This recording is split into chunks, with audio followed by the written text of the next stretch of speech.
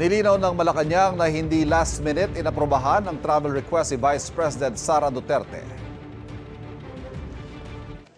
Para sabihin na last minute resolution or decision to, hindi po ganon. Dahil yun po palagi, normally, nangyayari po ang pagbibigay sa kanya ng travel authority a day before. Pagka ang Vice Presidente naman ang humihiling, hindi naman yan tinatanggihan. We usually expedite the processing of the travel request.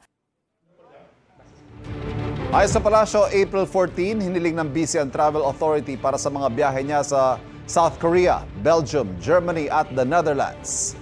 5 working days daw karaniwang pinoproseso ang travel request. May sagot din ang Malacanang sa hiling ng BC para sa confidentiality ng mga sensitibong dokumento tulad ng kanyang mga biyahe.